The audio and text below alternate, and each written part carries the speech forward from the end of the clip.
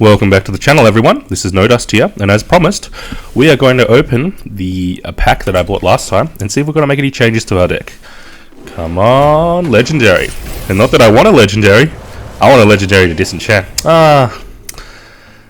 Not so lucky. Abusive. Let me think about Abusive. I don't actually think we'll be making any changes from these pickups, but you never know. So let's see where Abusive could fit in to my deck. Abusive better than South Sea? I have Horse Rider.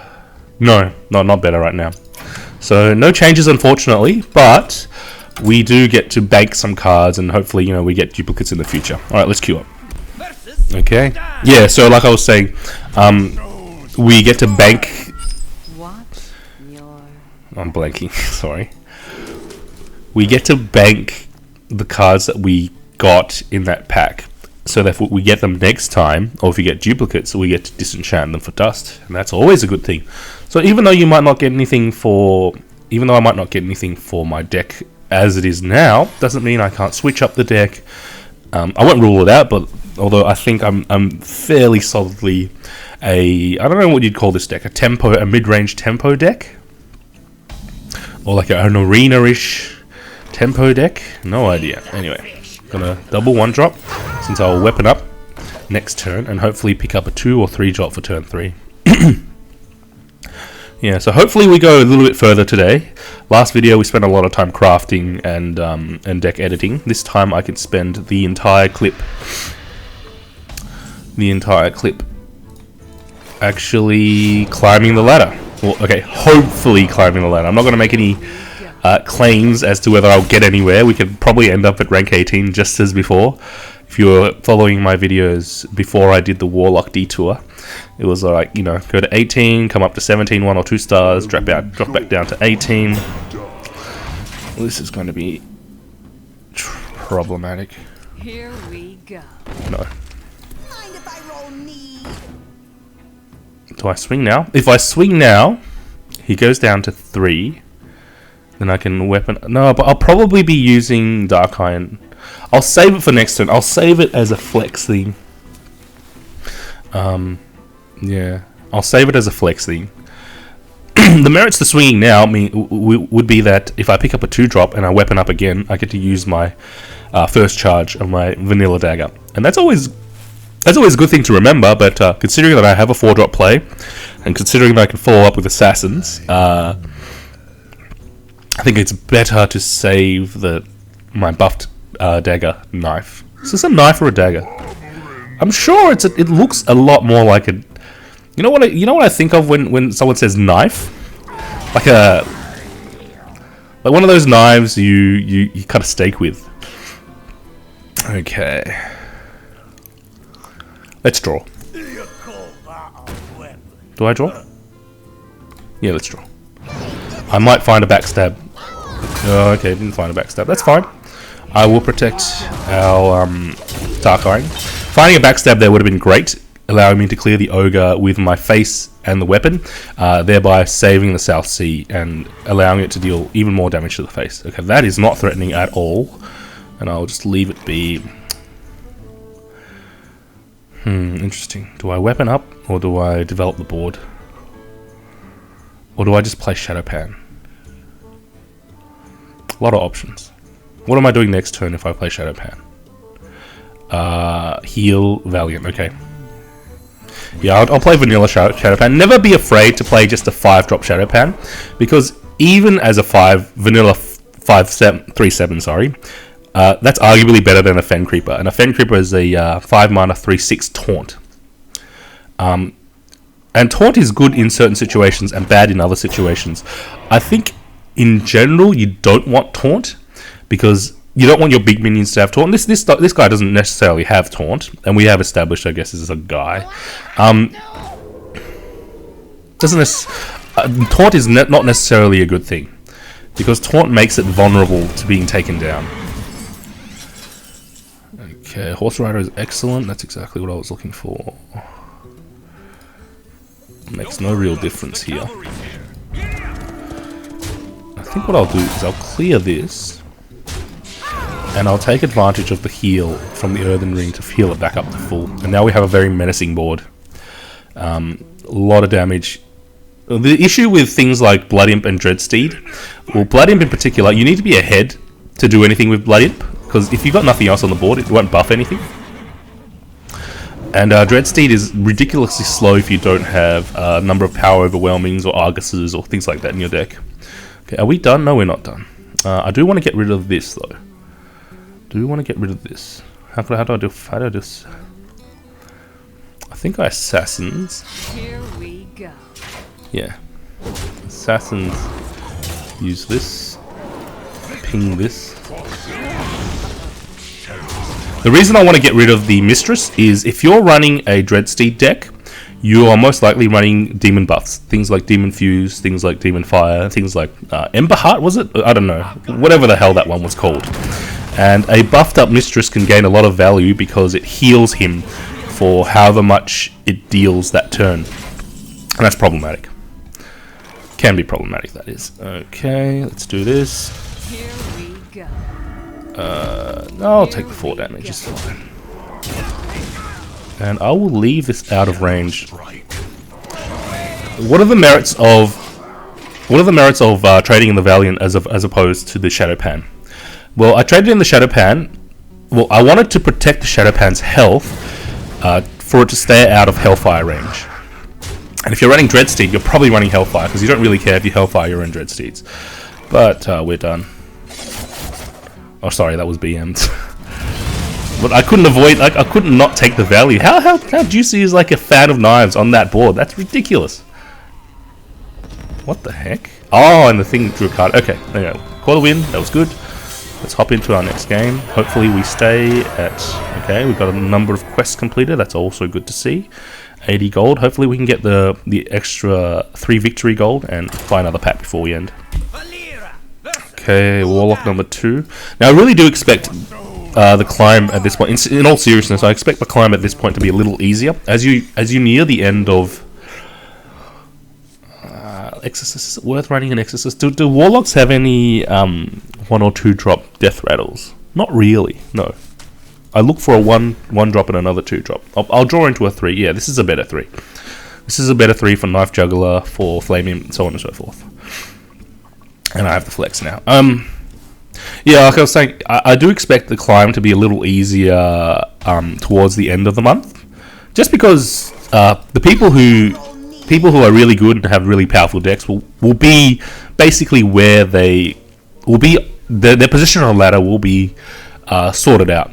They'll be where their deck says they should be, and then so it leaves everyone else to the lower ranks. Like someone at rank 17 probably isn't running, you know, heavy, like a wallet warrior or a wallet any class, like a heavy legendary, heavy epic class, because they probably climbed to rank 10 already or rank 5 already.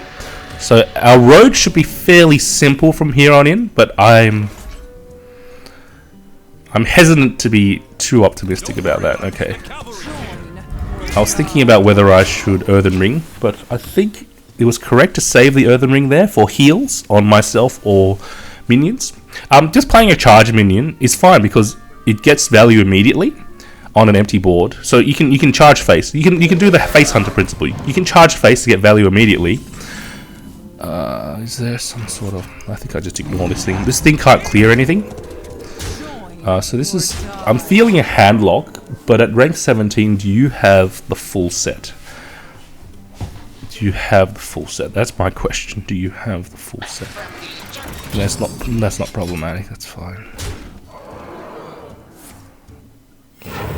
Okay, second mortal coil. That's fine. Fan. I want a fan here, but do I even need to fan? I could hit, heal, hit. Heal. No, I think fan is better. That's better actually. Yep.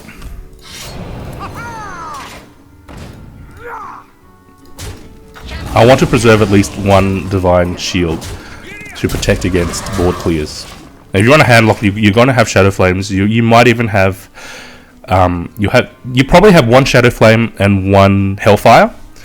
And it was important to clear the deck to play around Shadow Flame, because Shadow Flame requires a minion to play on. Although he could be doing Ancient Watcher Shadow Flame, which is not the case here, but still okay. Okay, worth doing the heal? Worth doing the heal? Yes, worth doing the heal. Save my target. Okay, Senjin or no? Let's develop the slower Shredder, which is more resilient against board clears. And yeah, okay to swing now. Maybe okay to swing now. I sort of did it automatically. Maybe, since I have a turn 8 play. Although it wouldn't be bad for me to save this till later. Ooh, no, that's not too bad. You're running an NCT in a handlock there. Yeah, it's just stuff that you put in, I guess, if you don't have taunts and so on and so forth. Okay, it's fine. It's fine. Always tap first. Always tap first. If you're planning to tap, always tap first.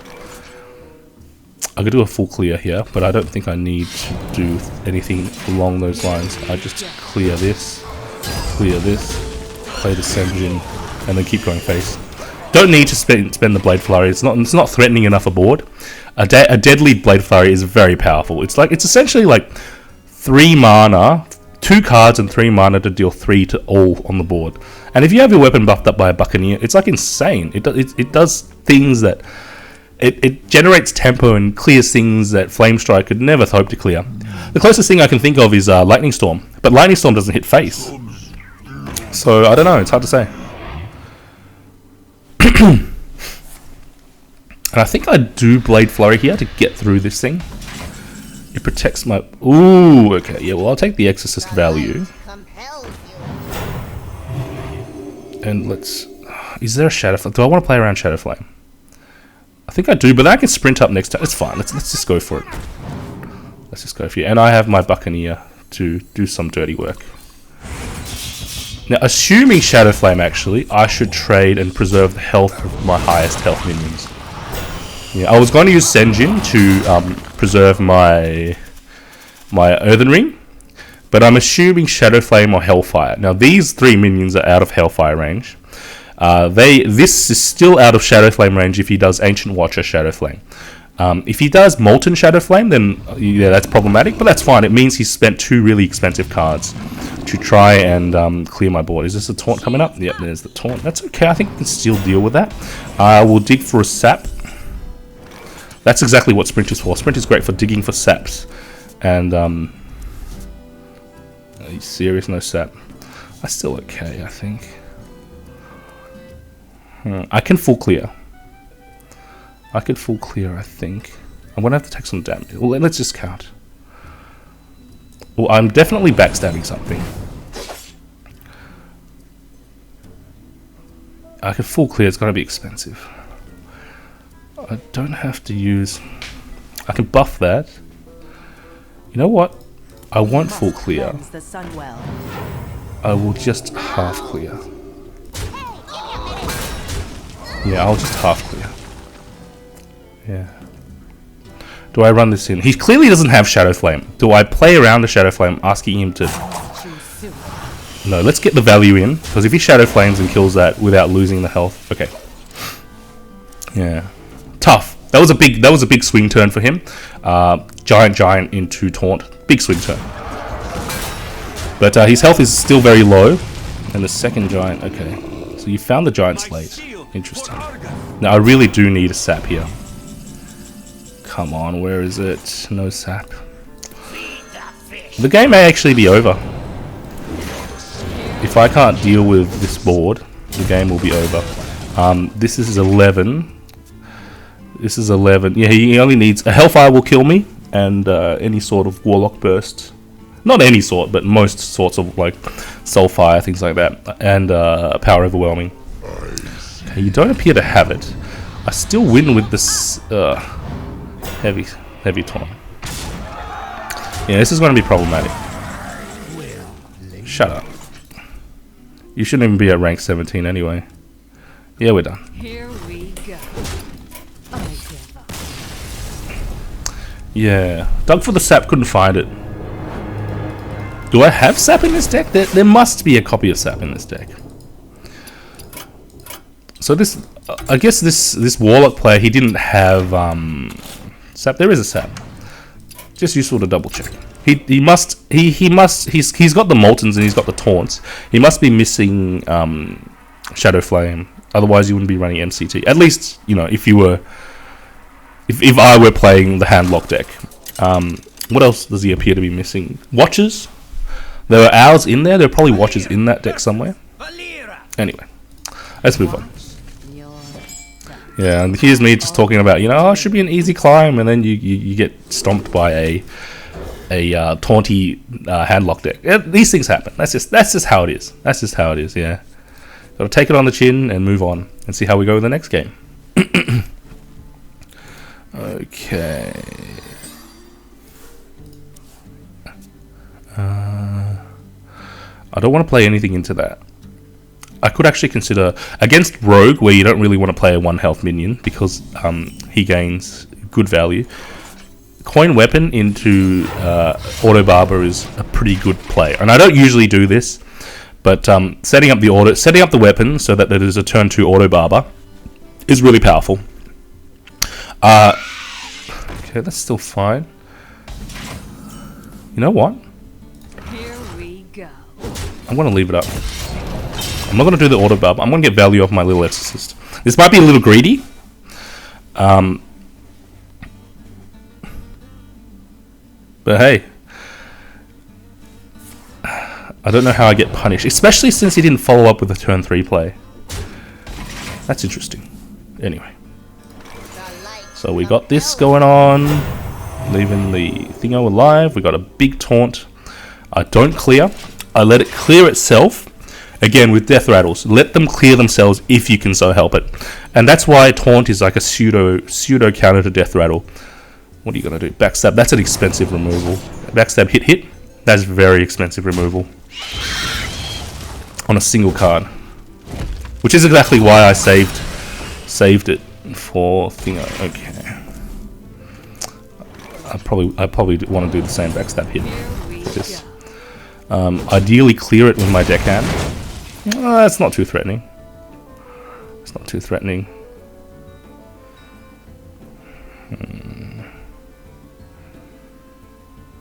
Actually, what am I thinking?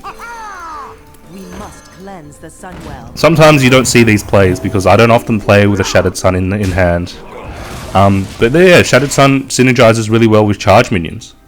For 3 mana and a card, you get to develop this lady, and you get to charge. Is a fan coming? Yeah, fan's fine. Yeah, fan's fine. Flurry. Okay, sure. That's a little. I think that's a little excessive. I would have just swung there. Flurry is a little excessive.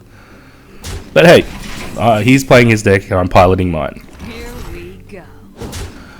Okay. Weapon.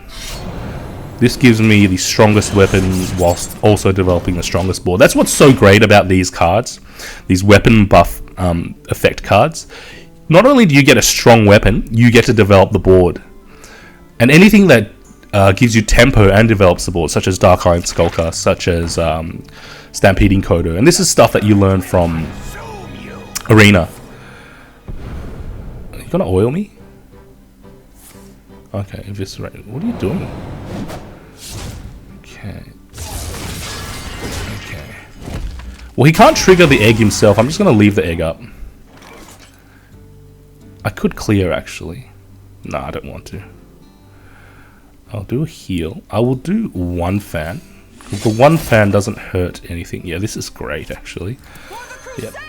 And I will swing once at this thing, setting it up for a future clear. Or if it decides to trade into my Divine Shielded Lady, it will have to lose its life. Yeah, I think that's correct. A Death Rattle Rogue deck. Interesting. Rogues do have a number of ways to activate Nerubian Egg. Cold Blood. If you watch, and I'll put this in the show notes. Trump attempted, yeah, I'll say attempted, but no, I'm not trying to make any real spoilers. Attempted a free-to-play Rogue run. It didn't really work out, suffice it to say, but watch it. I'll put it in the show notes. It was entertaining, to say the least. I liked it. Okay, is it still worth...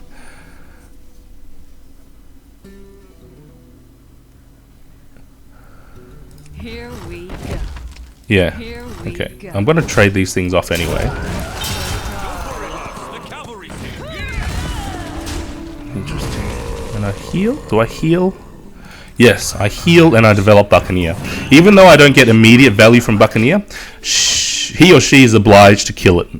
I mean, not obliged. You don't have to, but it's probably a good idea. Okay, there's the fan. That's an excellent fan. Oh, interesting. Still facing a lot of tough opposition at rank 17. Maybe I overestimated things. Maybe we're going to go back down to rank 18 again. Them's the breaks, yeah? Them's the breaks. I shouldn't be too disappointed. Okay.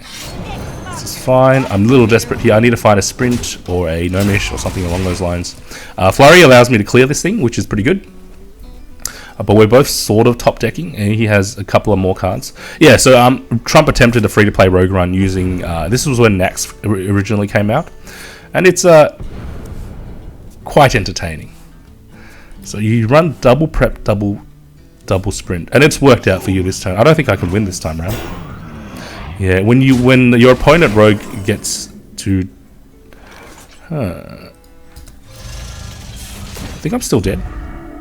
This is 8 on the board. There's probably something like a backstab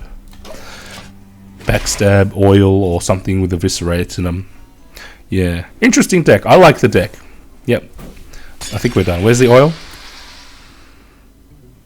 Where's your oil? Okay. Yeah, we're done. And hey, we're back to rank 18 again. Why does that not surprise me? Anyway, you know, that's how it is. Sometimes you get good games, sometimes you get bad games. Let's do one more. I'm not satisfied. I want to do one more. Okay, let's try. So yeah, you know, I get salty like everyone else. It's not like everyone has the right to be salty. Everyone has the right to get cranky about, you know, when their opponents play double prep, double sprint or whatever. But hey, that's the game. That's how the game rolls out. That's what was I going to say? That's how the game works. Sometimes you get bad RNG, sometimes you get good RNG. At this stage, it's actually okay to tax the weapon because it's going to cost him the coin. And I don't mind taxing the rogue coin because if you remember, coin is really powerful in rogue. You can either coin out a Valiant or coin SI7. Forcing the coin on a dagger isn't too bad. I should actually be noting this down. I need to write notes for myself. Forcing coin on rogue to dagger up isn't a bad idea. Yeah, it's not a bad idea because it stops SI7, so it precludes SI7 and a number of other combo plays, such as coin, eviscerate, weapon up on turn 4, things like that. So forcing the coin out early is good.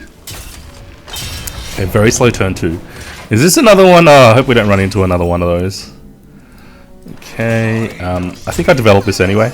I bait my opponent into swinging at the loot hoarder because I can develop Shield Master next turn. But it's always good to have more options. Okay, backstab is fine. I'll get the Shield Master up next turn. What are you going to do? SI7? See, at this point, saving the coin for turn 2 SI7. I'm assuming this is an SI7. You don't hover like that unless it's an SI7. Are you serious? Okay, sure. But if he had saved the coin and not dealt with my thing in turn 1, he could have dealt with it on turn 2 with coin SI7, had a really big minion out on board. And those are just the intricacies of rogue play. There's so much more going on. That's why I like rogue. That's why I like rogue as a class. You know, even though I get salty losing to handlocks, and rogues have a pretty poor matchup against handlocks. At least the rogue that I'm running. What would I have needed to beat that handlock? Yeah, see, I'm not even remembering the Death Rattle rogue because that was a cool and interesting deck with double prep sprint. Anyway, why are you playing watches? Why do you have a watcher? Is it some sort of a taunt deck? What? Anyway, let's see. Dark Iron is fine here. And I won't develop the Buccaneer because I don't want it to get free cleared. But Dark Iron is fine here since the Watcher can't attack. The Watcher needs to be taunted up. Okay, Ogre. This is some sort of okay, another Viscerate. I may actually just lose the tempo here. We might drop down to rank 19. Oh, dearie me. Okay, what costs more? I may be forced to. I don't want to sap any of these guys. Okay, we may actually lose. I will sap the ogre. I don't want the ogre getting a free clear off on my gnomish. This is some sort of taunt deck. You play a big ogre. You're planning to taunt it up, especially in that position. You're going to play a Sun Fury or an Argus or something like that. Yeah, and that's what ogres are sort of good for. I mean, not only this is a double taunt deck. I don't know how I'm going to deal with this. It's going to be difficult. Yeah, we've fallen quite far behind. Okay.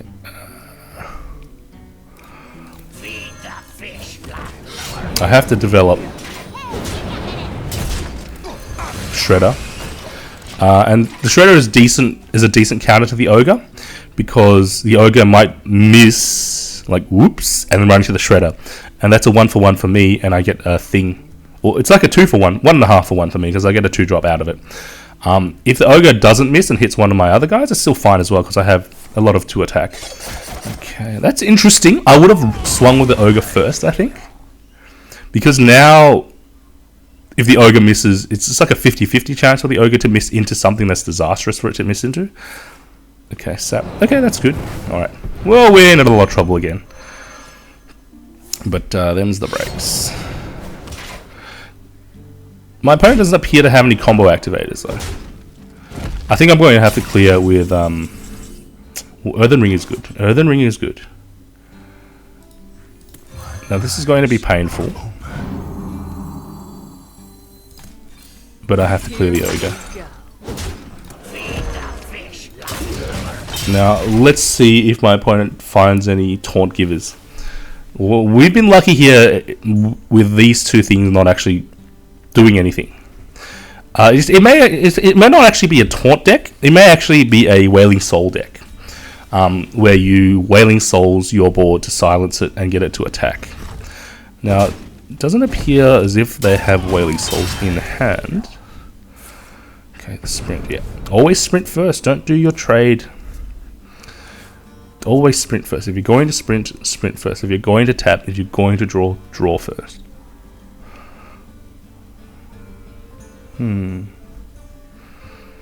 Okay. I can't afford to sprint here. I have to pressure. I have to set up lethal. This is lethal for me, but with the sprint, I really don't think I'm going to be able to pull it off. Very likely to have sprinted into a Wailing Souls, weapon up, kill me with 9 damage. So let's see how this goes. Either we're lucky or we're not. And that's how things go. That's how things come down in Hearthstone. Sometimes you're lucky. Sometimes the hunter doesn't have that final 1 point of damage to finish you off. Sometimes your opponent doesn't sprint into taunt. I mean, taunt givers would be fine here. I don't mind taunt givers. It's silence effects.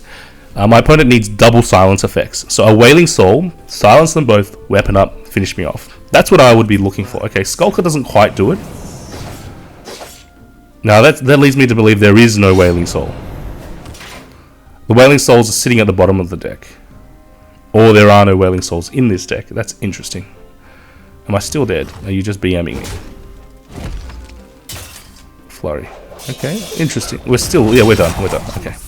Phew! Yeah, so sometimes you're lucky.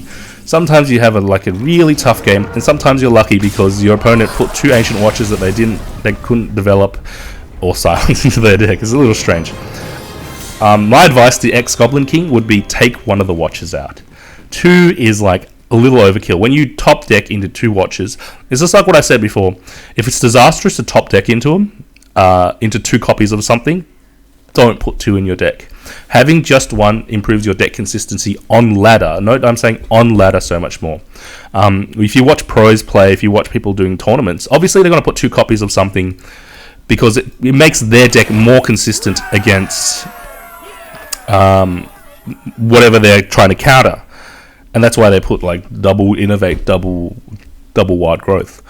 But that doesn't necessarily mean you need to do the same thing. Anyway, so we're back at rank 18. Good thing I don't actually have to update the cover screen. I was hoping we'd get a little bit further, but that's good. We made our way towards some more packs. So let's finish it up here.